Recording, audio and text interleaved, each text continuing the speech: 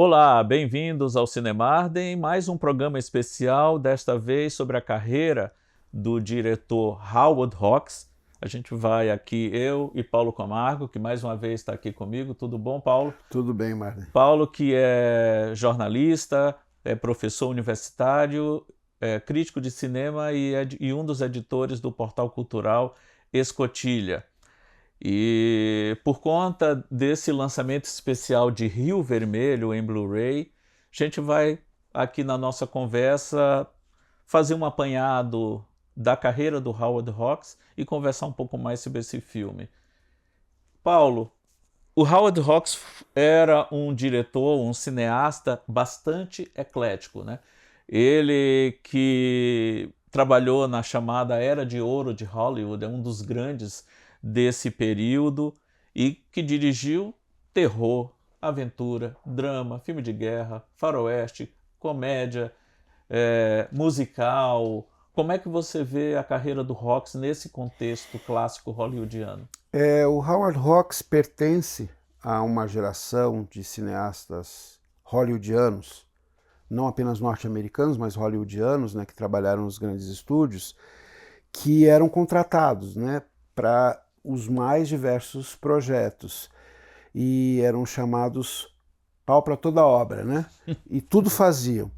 E ele só vai, de fato, ser reconhecido como um autor pela geração Cahiers de Cinema, os diretores da Nouvelle Vague, Truffaut, Godard, o André Bazin, o grande ideólogo da Nouvelle Vague, da Cahiers de Cinema, que vão olhar para a obra dele e identificar traços que permeiam toda a cinematografia dele, a despeito dos gêneros, porque ele fez literalmente todos os tipos de filme, mas sempre com uma pegada criativa, inventiva de direção, que hoje em dia ele é considerado um dos maiores, se não o maior diretor da Hollywood clássica. E você mencionou aí a Cahiers do Cinema, e o Godard especificamente cita ele em O Desprezo, é um dos poucos cineastas, né, que ele destaca no filme O Desprezo.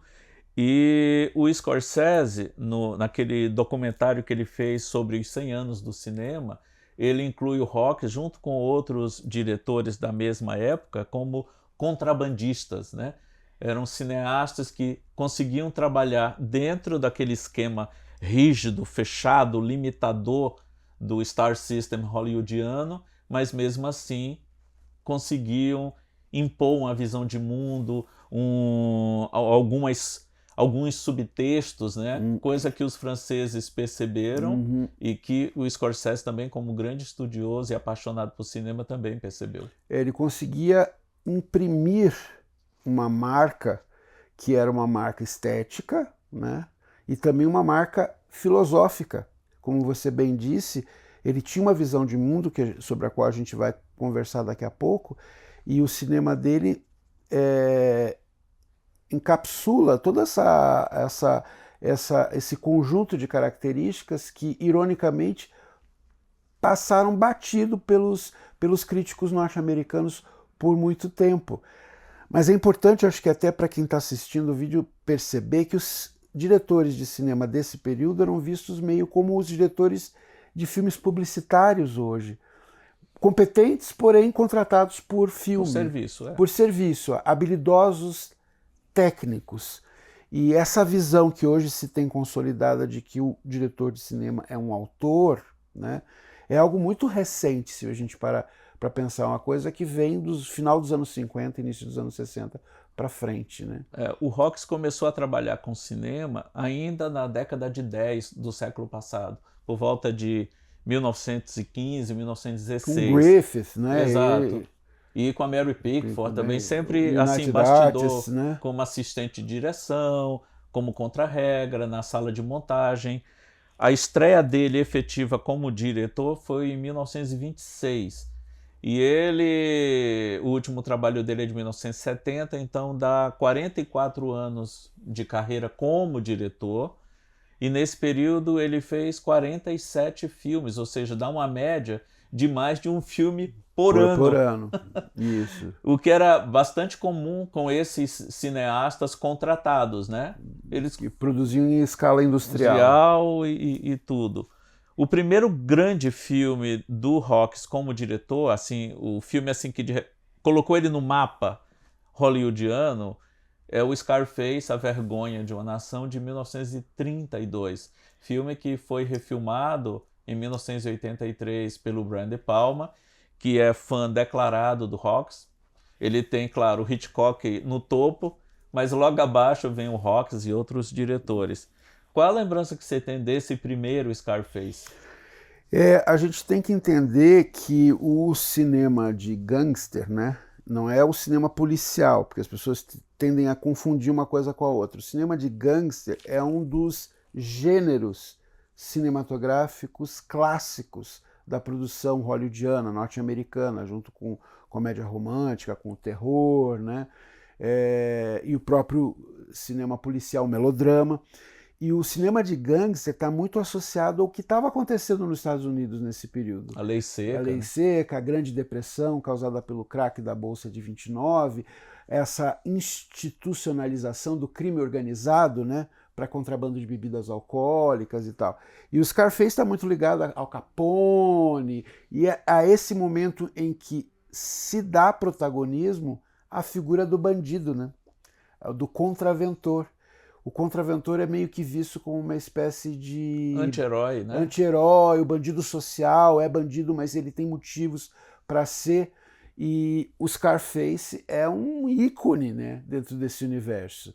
E não à toa que o De Palma vai se reaproximar e fazer uma releitura cubana, né? Uhum. Que nada tem a ver com Grande Depressão, com esse período. Não, e tira o foco, né? No caso do Scarface original era a questão da bebida, né? Que era proibida. Na versão mais recente é o tráfico de drogas, né? Cocaína, né? Cocaína, que é mais especificamente. o ápice, né, da cocaína dentro até da cultura pop, né, dos anos 70, 80. Mas eu acho que é um filme importantíssimo, importantíssimo, justamente porque ele meio que representa todo um gênero, né? Sim, e tem uma coisa, não sei se você vai lembrar disso, mas tem uma característica muito curiosa nesse Scarface do Hawks, que já revela não só a inteligência dele, mas uma marca, algo assim que, como bem disseram os franceses e o Scorsese, o caracteriza como um autor, né? Os criminosos sempre aparecem em muitas cenas com uma marca de uma cruz, ou em alguma parte do corpo, ou em algum objeto de cena, ou no fundo de um cenário, sempre que tem um criminoso ou a morte rondando, da mesma forma que, coincidentemente, no Poderoso Chefão tem as laranjas, né? No Scarface é como se eles fossem marcados com uma cruz. E esses são esses pequenos sinais, né, marcas autorais que ele gostava de fazer e que, se a gente parar para analisar a filmografia dele, a gente vai encontrar muitos pontos em comum nos filmes, independentemente do gênero ao qual eles pertençam, né? E depois do grande sucesso de Scarface, lá em 1932, no final dessa década, entre 1938 até 1940, 41, ele faz uma série de filmes bem diferentes também e que são igualmente geniais. Duas comédias da chamada comédia maluca hollywoodiana, ou screwball comedies, né? Que é o Levada da Breca e o Jejum de Amor. Ambas estreladas por Cary Grant, que é um ator que trabalhou bastante com ele, e que são comédias que até hoje, até porque parte de um humor mais físico do que verbal, né, continuam bastante engraçadas. Muito engraçadas e embora tenha de fato esse aspecto do humor físico, né, que margeia aí o pastelão, mas não é exatamente isso. Não chega a ser um pastelão clássico, né? Tem a ver com essa coisa do amalucado, de um ritmo acelerado, tem também muito a ver com a qualidade excepcional dos Dos diálogos. que são assim um tiroteio de grandes frases, de grandes trocas, né, entre os atores. E no caso de Jejum de Amor é a Rosalind Russell, né, e no caso de Levada da Breca a Katharine Hepburn. E esses filmes são muitíssimo estudados pelas teóricas feministas, porque são filmes que colocam uma mulher não no papel de objeto, mas em pé de igualdade. São filmes sobre a guerra entre os sexos. Mas é uma coisa... Isso que você falou agora me lembrou de justamente um texto que eu li uma vez sobre o papel da mulher nos filmes do rock. Tanto é que existe um termo, tipo assim, as mulheres rockianas, seria uma tradução em português, né? Nos filmes do rock, a mulher não era vista como um objeto, não era objetificada. Ela era mais um dos cara, digamos assim. Dos cara. Ela estava no mesmo... Ela era da galera. Da galera. Ela estava no mesmo nível, no mesmo padrão de igualdade dos homens, né? Tanto que Jejum de Amor, que para nós que temos, somos jornalistas, é um filme referencial porque fala sobre a cobertura de um caso e pela primeira vez coloca uma mulher como uma grande profissional de imprensa. Tanto que esse filme foi refeito com uma primeira página, sempre com homens mais tarde, pelo Billy Wilder e outros diretores, e nesse filme é uma briga profissional entre um jornalista homem e uma jornalista mulher e que tem como subtexto uma história de amor mal resolvida. Né? Até no título, o garota já está destacado, né? Porque o título original, His Girl Friday, exatamente. Né? No Brasil recebeu o título de Jejum de Amor. E as atrizes, obviamente, queriam trabalhar com ele porque sabiam que não só elas iam ser um dos caras, como muitas vezes elas iam ser catalisadores da trama, não objetos decorativos, mas efetivamente impulsionar a trama para frente, a narrativa para frente. E em 1941, um ano bastante emblemático na história hollywoodiana, o ano de lançamento de Cidadão Kane, e o Hawks faz um filme que deu a ele a única indicação que ele recebeu ao Oscar de melhor direção, que é o Sargento York, com Gary Cooper. Um filme de temática antibelicista num período bem crítico da história mundial e, em particular, da história americana. Né? Havia todo o esforço de guerra. Quando o filme foi lançado, os Estados Unidos ainda não haviam entrado na Segunda Guerra Mundial. O ataque a Pearl Harbor veio acontecer no final daquele ano, de 1941. Mas eu, particularmente, acho que foi uma postura muito corajosa dele como realizador de fazer um filme num período crítico de uma guerra que estava mexendo com todo mundo, mas ele faz um filme anti-guerra. Pacifista. Pacifista. Né? Pacifista e que, ao mesmo tempo, tem algo que a academia sempre gostou e continua gostando, né? Que é uma certa aura edificante, né? De filmão. Porque o Howard Hawks ele estava mais no universo do filme menor, não em qualidade, mas de produção, e não desse grande filme, né, que a academia gosta de reconhecer. E eu acho que o Sargento York tem essa característica daquele filmão, né, que te emociona, que te faz refletir, que te inspira e traz um extraordinário trabalho do Gary Cooper, né, que era o galã, o grande ator dessa geração. E esse filme, como eu comentei, deu a ele a primeira indicação ao Oscar como diretor. Ele não ganhou, perdeu para o grande amigo dele, o John Ford, que na época ganhou pelo filme Como Era Verde Meu Vale. Que não é um filme ruim, não dá para você apontar qualquer filme do Ford, até os menores, como ruim, né? Porque o Ford era realmente um grande cineasta. Mas não há como comparar tanto o Sargento York com o Como Era Verde Meu Vale, né? Que é um filmão. Né? Exato. É um filmão, quer dizer, por exemplo, no tempo das diligências do Ford, o Rastros de Ódio do Ford são filmes muito mais importantes para a história do cinema do que Como Era Verde Meu Vale, mas que é aquele filme que se passa na Grã-Bretanha, que é um sobre... pouco da herança irlandesa do John Ford, né? Isso, essa coisa da classe trabalhadora, inspirador, né? Um filme inspirador. E certamente há filmes melhores no ano de Como Era Verde Meu Vale. Sim, Né? a começar pelo Cidadão Kane, Cidadão Kane, que né? também ficou de fora. Fora.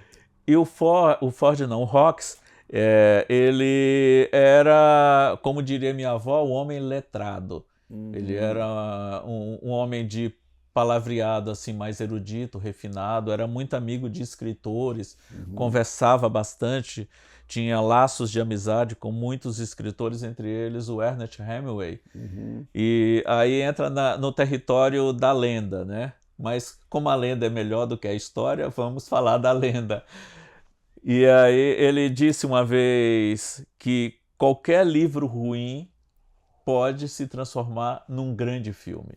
E aí teria feito um desafio ao Ernest Hemingway, dizendo: me entregue o pior livro que você tiver escrito, que eu farei um grande filme desse livro.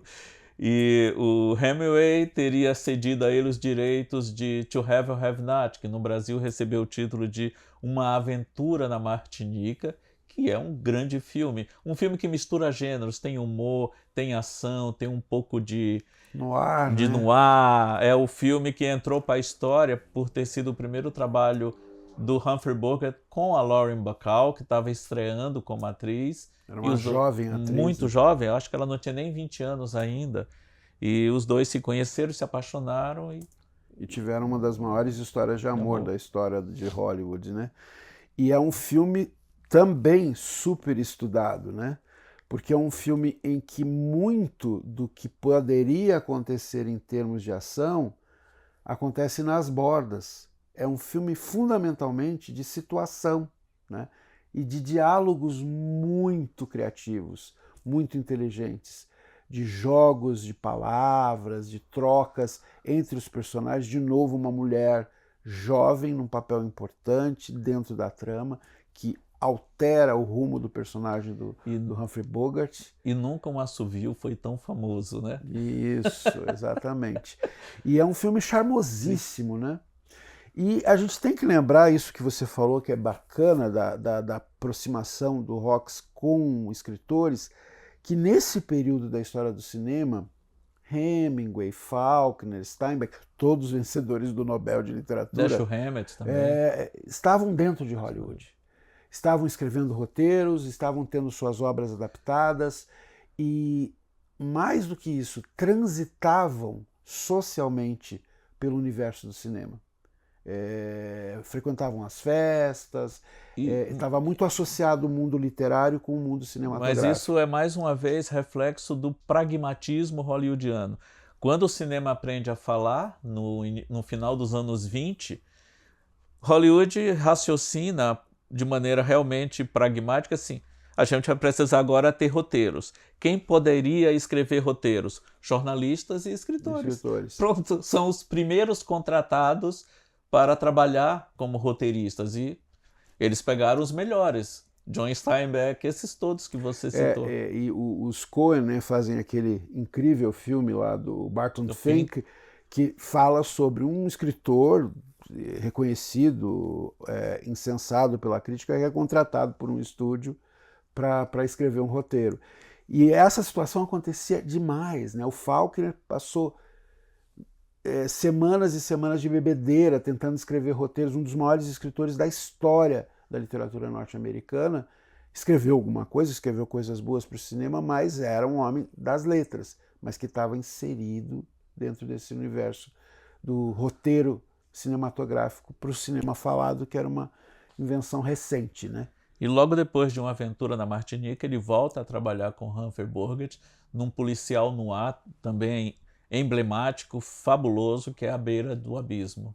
Que é um dos maiores e melhores trabalhos de atuação do Humphrey Bogart. É um noir castiço, né? É um filme com muita luz e sombra, que fala sobre alcoolismo, também contaminado pela questão já existencialista, né? Da discussão do para que serve essa vida, o que eu estou fazendo aqui. E é um filme belíssimo e atemporal. É um filme que, se nós colocarmos para assistir agora, a gente vai dizer, nossa, como é atual a discussão que ele propõe. E um dos poucos títulos brasileiros que, para mim, é melhor do que o título original. Porque o título original é The Big Sleep. Uhum. Que não faz... Se fosse traduzido literalmente, a grande dormida, o grande sono, sei lá, à beira do abismo. É mais É contundente. muito mais forte. É que o inglês é uma língua muito imagética, né? E algumas traduções não fazem o menor sentido. Elas não têm o impacto do que o original. E essa escolha foi muito bacana. Logo depois, então, ele dirige aquele que vem a ser o seu primeiro faroeste.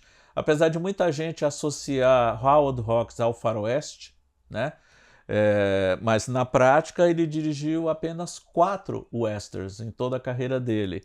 Mas desses 4, 2 são indiscutivelmente 2 grandes westerns em todo o contingente de western feitos no mundo. Então, talvez por isso aconteça essa associação automática. E esse filme é o Rio Vermelho, que na prática foi concluído para lançar em 1946, mas por uma série de razões, uma delas até o Hawks não gostou muito do primeiro corte do filme, levou de volta para a sala de montagem, chamou um montador de confiança dele, que já havia trabalhado com ele antes, para remontar o filme, e o filme terminou sendo lançado somente em 1948, 2 anos depois.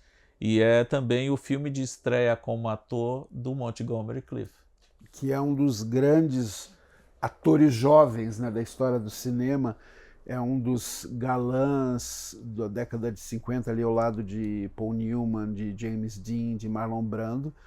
E é interessante essa história do Rio Vermelho, que existe toda uma questão de discurso no filme. Há alguns anos foi produzido um documentário muito importante chamado o Celluloid Closet, que é o armário de celulose, sobre a história das representações LGBTQIA+, dentro da história do cinema norte-americano.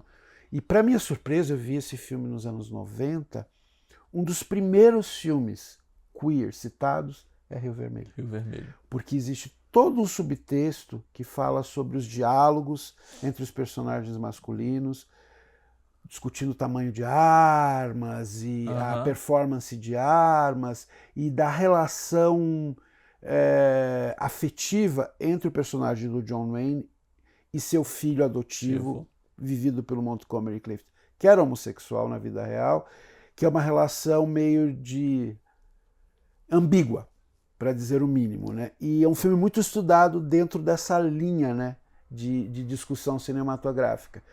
É mais uma prova de que o Hawks era um intelectual muito inquieto e ele colocava nos seus filmes esse subtexto de maneira muito sutil. Muito sutil. Entendeu? Tudo bem. Não entendeu? Não faz falta, mas deixando esse legado para as próximas gerações. E tem histórias de bastidor muito curiosas da produção de Rio Vermelho. Foi o primeiro trabalho como ator do Montgomery Clift. Então, claro, quando ele soube que iria contracenar com John Wayne, ele tremeu nas bases, né? Por conta do atraso no lançamento do filme, o filme seguinte que o Montgomery fez terminou sendo lançado antes. Mas esse efetivamente foi o primeiro trabalho dele profissional como ator. E aí o Hawks chegou para ele, olha, fique tranquilo, faça de conta que você é Davi e ele é Golias. Vai dar tudo certo. Mas aí depois o próprio Hawkins ficou com um certo receio, porque o Montgomery Clift era declaradamente democrata e gostava de enfatizar essa postura política, e o John Wayne e também o Walter Brennan, que é outro ator que fez vários filmes com Hawks, né? Um dos atores mais premiados com Oscar. Aquele coadjuvante que rouba todas as cenas que aparecem. Os dois republicanos também ferrenhos, né? E durante a filmagem em si, tudo ocorreu sem problema nenhum. Mas, encerrada a filmagem, os 3 nem conversavam. Era um gelo completo. O John Wayne não engolia a posição política dele. A mesma coisa o Walter Brennan. Até tem um fator curioso. Anos depois, quando Hawks estava preparando a produção de Onde Começa o Inferno, o Rio Bravo, ele quis juntar os três novamente. O Clift, que seria o papel que ficou com o Jim Martin, né? O Walter Brennan, que está no filme, e o próprio John Wayne. E o Clift não aceitou. Ele disse, não, eu não quero nunca mais trabalhar com esses dois. E pertenciam, apesar de as pessoas terem uma visão meio monolítica de Hollywood, existem muitos recortes aí. E o Montgomery Clift, que foi um ator juvenil no teatro, ele começa muito cedo no teatro, trabalhando em Nova York e tal, até chegar ao cinema. Ele estava mais ligado a essa linha progressista, liberal nos termos norte-americanos, e que batia de frente com esse setor mais conservador aí. E ele teve uma carreira muito curta, né? Porque ele veio a falecer muito novo, com 44 ou 45 anos, e efetivamente a carreira dele durou mais ou menos 20 anos só. Com grandes papéis, Sim. Um Lugar ao Sol, Passo para a Eternidade. Ele sofre um acidente, né, automobilístico que deforma um pouco o rosto dele, e ele continua fazendo filmes, mas ele entra num certo declínio, né? Tortura do Silêncio, com o Hitchcock. Grandes, grandes filmes que ele fez. Outra característica do Howard Hawks, que você vê bem no Rio Vermelho, e que também era meio que um mote da filmografia dele como um todo. Ele sempre se apresentou como um contador de histórias. Da mesma forma que o John Ford costumava se apresentar como um diretor de westerns, né? O Hawks se apresentava como contador de histórias. E ele justificava essa postura dele. Ele diz, meus filmes não trazem mensagem nenhuma, eu não puxo para lá ou para cá, ideologicamente falando ou politicamente falando. Eu gosto de contar histórias. E como eu trabalho com moving pictures, né? Imagens em movimento, os meus filmes têm movimento. Tem até uma frase muito boa dele que diz: se não tem perigo, não tem ação. Ele sempre gostava de colocar as personagens em situações assim limítrofes, bem tensas, justamente para a ação acontecer. E uma coisa que eu acho que fundamenta o cinema do Hawks, eu convivi bastante com um grande filósofo que escreve sobre cinema, William Rothman, que dizia: o que diferencia o cinema do Hawks dos demais é que o cinema americano foi muito construído em torno do triunfo do indivíduo. E o Hawks trabalhava com o triunfo do coletivo. Era sempre um grupo, o grupo dos caras, ao qual Sim. você se referiu. O sucesso, o triunfo, a sobrevivência é resultado de uma associação de indivíduos e não de um herói, né, que salva a pátria. E isso faz o cinema dele muito interessante nesse aspecto. Esses coletivos que estão presentes em praticamente todos os filmes dele. E isso é bem representativo de uma resposta que ele dá, cinematograficamente falando, ao Matar ou Morrer.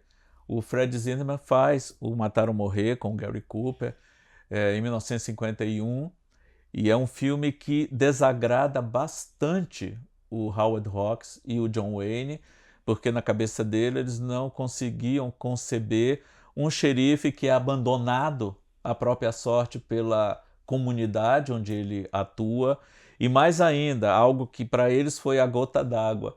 No final do filme, ele pega a estrela de xerife e joga no chão, ele vai embora, né?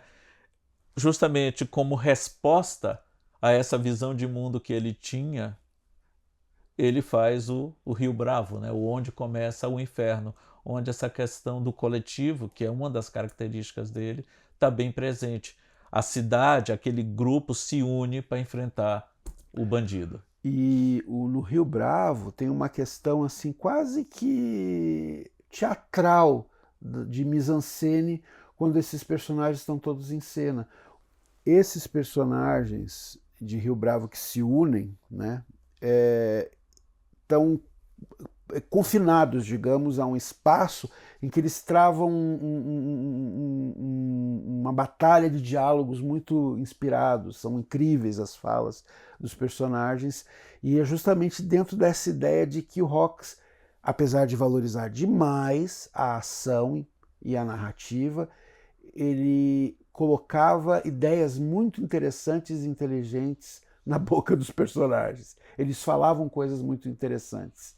E essa combinação torna os filmes dele muito atemporais, a gente pode curti-los a qualquer momento, né? E são histórias que você pode tirar, por exemplo, Onde Começa o Inferno, Rio Bravo, é um faroeste. Mas se você pegar aquela mesma situação e transpor para um policial, ou para um drama, ou para um hospital, ou também, uma penitenciária, funciona do mesmo ou como jeito. Carpenter fez, para um distrito. Exatamente. De polícia. De polícia. Porque ele tem essa valorização das questões humanas, né? Da condição humana. Exato. E era aí que eu queria puxar agora, Paulo. Eu fiz um curso, já tem um bom tempo, com o Inácio Araújo, crítico lá de São Paulo, da Folha de São Paulo, e que, das pessoas que eu conheço, é a maior autoridade em Howard Hawks. E esse curso que eu assisti com ele foi justamente sobre a carreira do Howard Hawks, e ele defende que é bem isso que você acabou de falar. O Hawks é um cineasta do humano. Nas histórias dele, em hipótese alguma, pode haver uma interferência divina no destino das personagens. Sobrenatural, Sobrenatural. Né? Tudo é decorrência das suas ações e é o homem enfrentando o desconhecido, enfrentando algum obstáculo e conseguindo superá-lo por conta dessa condição humana. Não há nunca uma ajuda externa, superior, mágica, divina. É o homem enfrentando como homem. E isso, quando eu falo homem, está incluído as mulheres humano, também, o ser humano. O ser humano. E o ser humano, no caso, do tamanho que ele tem, né? E não sendo retratado em proporções míticas, o que é, por exemplo, uma tendência dentro do faroeste norte-americano. Em Brutus Também Amo, em Shane, né? Que é aquela história do cowboy, o herói caminhando solitário em direção ao horizonte e desaparecendo. Não, são pessoas e com falhas e que são capazes de atos heróicos, mas porque são pessoas. E que são sempre responsáveis pelo seu próprio destino e arcam com as consequências dos seus atos. E isso é muito moderno. Eu acho que ele é à frente do seu tempo nesse sentido. E por isso que é tão universal. Você pode pegar uma trama de um filme dele e transpor para outro contexto, até cultural, para uma outra cinematografia vai funcionar, porque ele está lidando com essa questão da condição humana. E voltando ao Rio Vermelho, que foi o primeiro western que ele dirigiu, uma das primeiras pessoas a ver o filme pronto foi o John Ford, que era muito amigo dele. O John Ford já havia feito alguns filmes com o John Wayne e achava o John Wayne uma figura assim, uma presença forte no filme, né? Não só pela altura dele, ele era muito alto, mas ele assim, muito encorpado, ele tinha uma presença de cena, uma parede, né? muito forte. Mas depois de ver o trabalho dele em Rio Vermelho, e o Rock sempre defendeu o John Wayne como um grande ator, ele costumava dizer que era um ator que poderia fazer qualquer papel. O John Ford viu o John Wayne em cena e ficou encantado, e até por conta de tê-lo visto atuando mesmo num papel complexo, como é o papel do Danson em Rio Vermelho, ele deu a ele papéis mais complexos em filmes futuros que ele dirigiu, como Legião Invencível, como Rastros de Ódio, como O Homem que Matou o Facínora. Ou seja, se não tivesse sido Rio Vermelho, obviamente nós teríamos tido esses outros filmes do John Ford, mas dificilmente eles seriam estrelados pelo John Wayne. E o interessante é que o John Ford já havia feito No Tempo das Diligências com o John Wayne, só que naquele filme o John Wayne faz esse papel clássico do cowboy, quase que um arquétipo.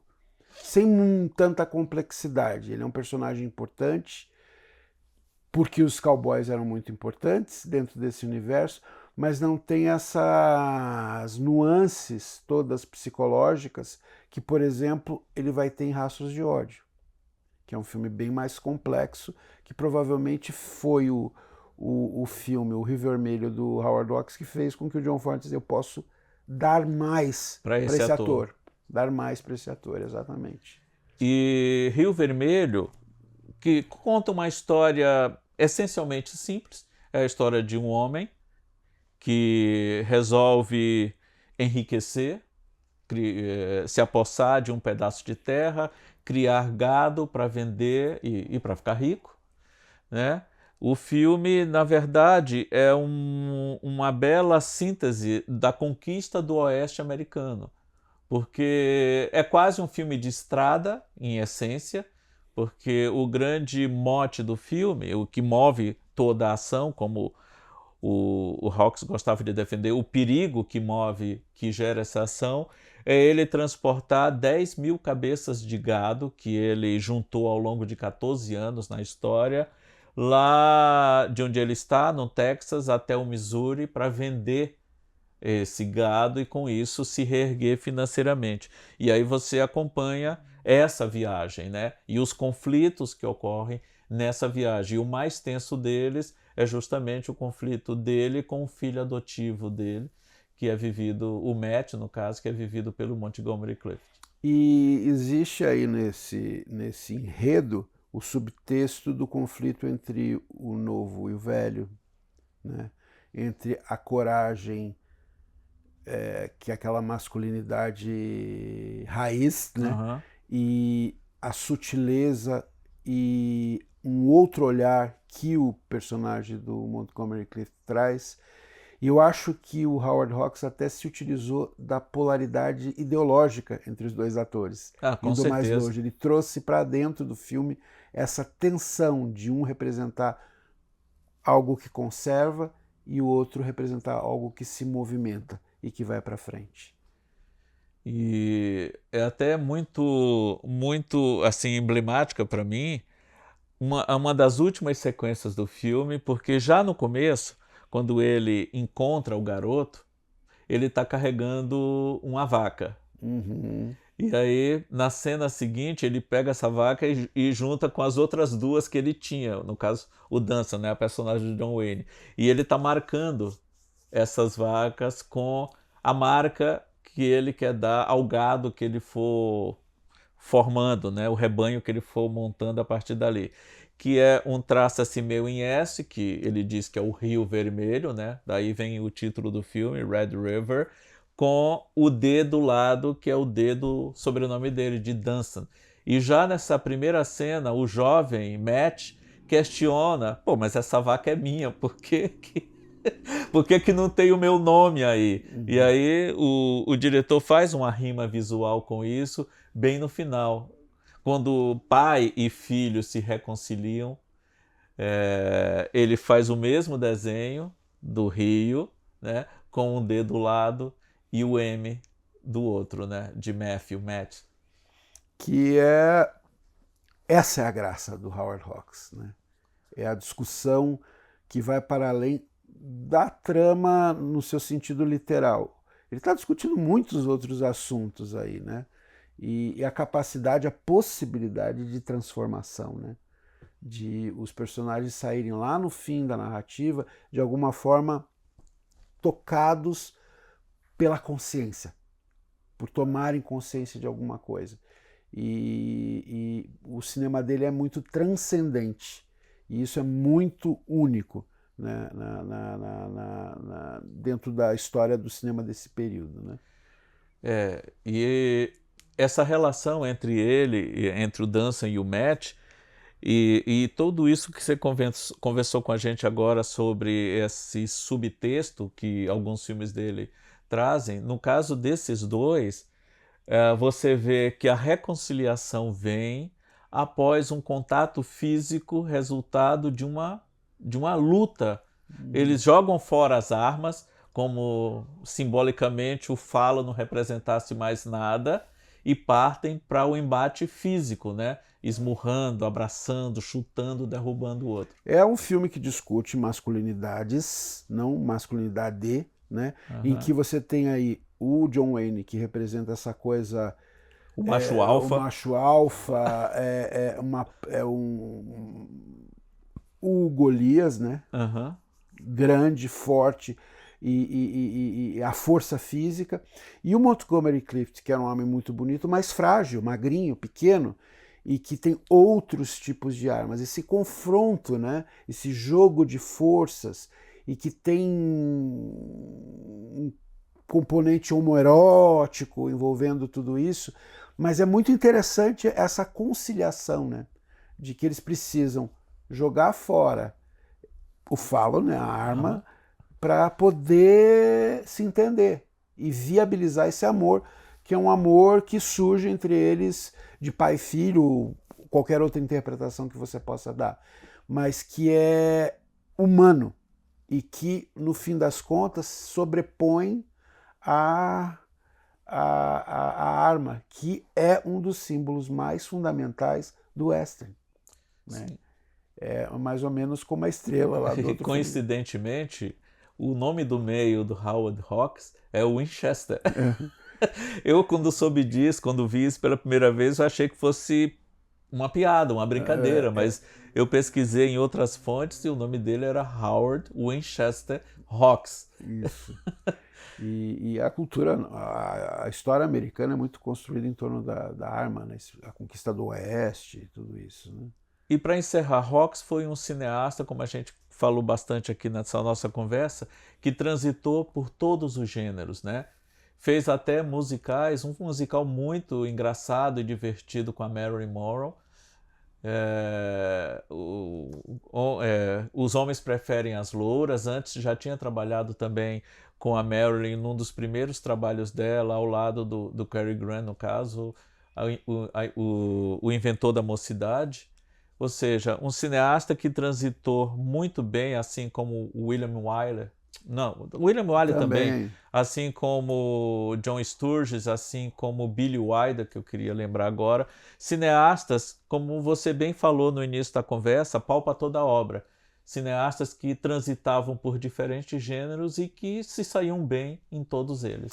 E que encontram em alguns poucos cineastas contemporâneos, e o que me vem à cabeça com mais força é o Spielberg, que é um diretor que já fez de tudo, né? Faltava só musical e a gente vai ver em breve a versão dele para o West Side Story. Mas ele fez terror, comédia, filme para criança, ficção científica, filme de perseguição, e é muito isso, né? Dessa tradição norte-americana do diretor que deixa a sua impressão digital no que faz, não importa o gênero, né? Ele transita entre os diferentes gêneros. E eu acho que o Hawks é um nome a ser sempre reverenciado e sempre revisto, porque o cinema dele não perde o frescor. Outra frase muito boa dele é que perguntaram para ele o que seria um bom filme. Ele falou, um bom filme para mim tem que ter pelo menos 3 boas cenas e nenhuma ruim. É óbvio, mas é verdade. É verdade. Né? Quem discorda disso, né? Tem 3 boas cenas e nenhuma ruim, pronto, tá valendo. É um grande filme. Beleza. Obrigado, Paulo, mais uma vez. Muito obrigado mais uma vez pelo convite. Até o próximo Cinemarden.